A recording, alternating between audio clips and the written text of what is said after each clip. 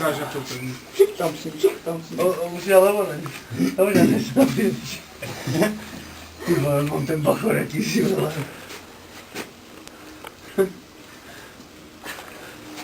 Severka.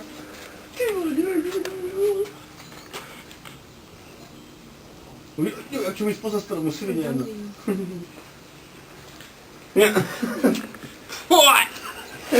Na.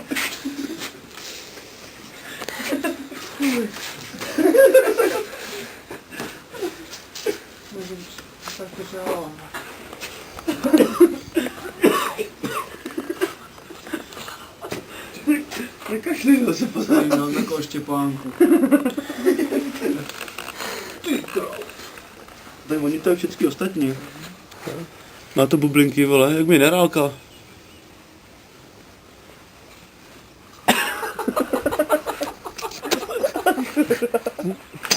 Fuj. Ty vole. Má to sílu. To má sílu, teda. To já neochutnám. To já neochutnám, já nejsem. Nebuď se rád. To započít ty ksichty vždycky, jak se nejnápí.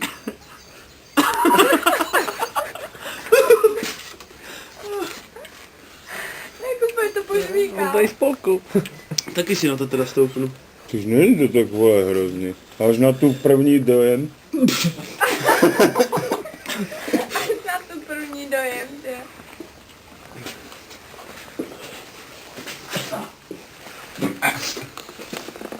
Co to jsem dal první vole ve vodě?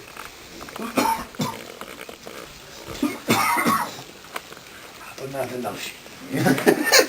To musíme všechno vydržet.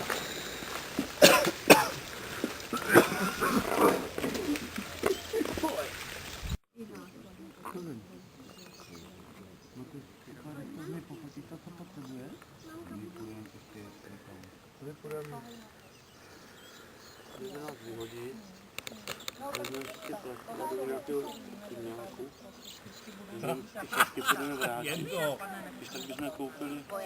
Ne, spolu to holky Já taky děkuju. To je mamka to koupila. Rozumíš? Jakou si můžu větší nebo menší koupit? Ale budeme kupovat staropramení. Správně.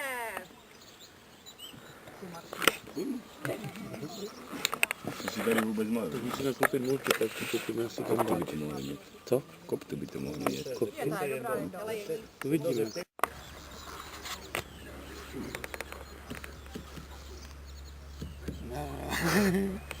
Tvoj stroj.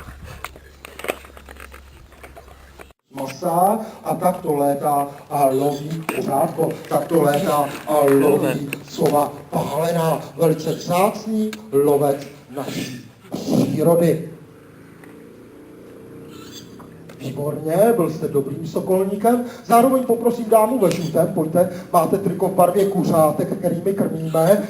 I vy budete zdatným úlovkem pro našeho sičáka. Tento lovec sežere za jediný den 10 deka masa. Je to úctyhodný výkon, uvážíte-li, že váží pouhých 25 deka váhy.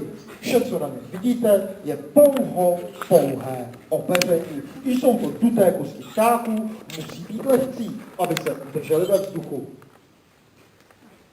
Zatleskejte i dámě a všimněte si bílého srdíčka okolo očí a zobáku, což jsou soví uši. Sova slyší trávu růst, brouka, stojíte, právě lézt. Sluch je první ze smyslů u těchto nočních ovců. Stejně tak jako v přírodě, i v zajetí, ne každý útok nutně znamená úlovek a máme zde spojené na ruku.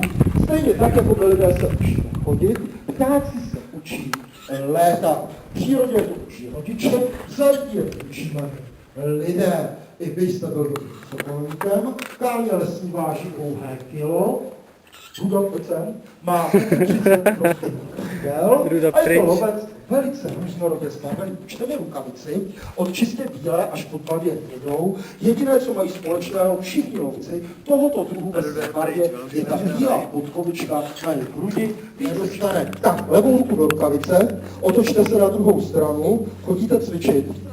dáma nechodí cvičit. Jo? Ze široka se rozkročte, pravou rukou podepřete loket levé ruky, tak, držte rukavici výrazně nad hlavou, až k vám orel přilete, tak na něj nešahejte a nechte ruku vysoko nad hlavou. Když dáte ruku dolů, poleze vám na rameno, na hlavu, na vyšší bod těla. Vzhledem k jeho mocnému stisku by to mohlo být i nepříjemné. Jmenuje se Siki, takže na ní budete volat Siki hop.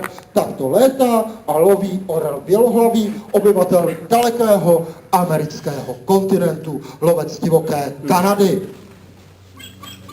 Zatleskejte slečně, skůjte, zvedněte ruku na hlavu, orel svým hlasem dal na vědomí, že jste se pro něj stala kořistí, věna tomu, kdo se vás teďka pokusí zmocnit, že tomuto orel jaksi nedaruje a velice pomalu začne pojídat svou kořist, vědom si své fyzické převahy před všemi ostatními lovci. Ví, že v tuto chvíli zde není nikdo, kdo by ho ohrozil. Zatleskejte ještě jednou slečně, byla opravdu statečná.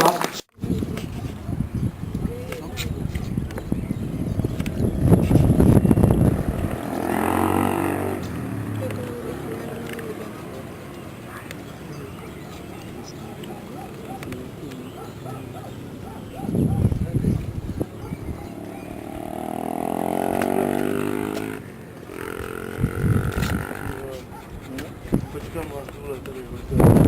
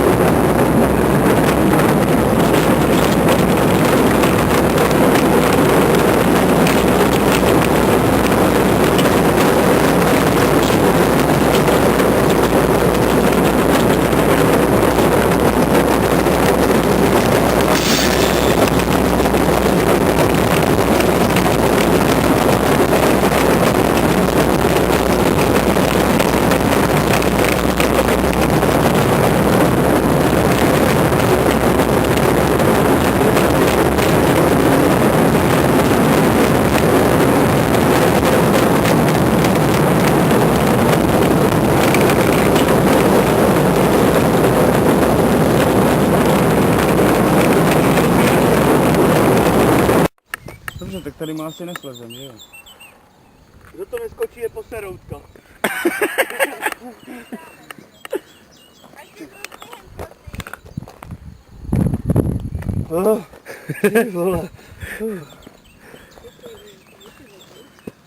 Tam je spousta lidí. Čip. Tak kam mám skočit? Ty Tady tam se asi nedostaneme. Dívej, leze. Kurva, tam jsou ohniště. Jo, tam jsou ohniště, tam se musíme dostat. Tam máš. Možná horolec si tam Tam je chodil jenom. tunel. Tam jde vidět. Škuner. Tam důle, pod tou dírou. To je udělaný tunel. To je tady na vidět, Dostaneme se na spotí, vole. Oba dva je víče.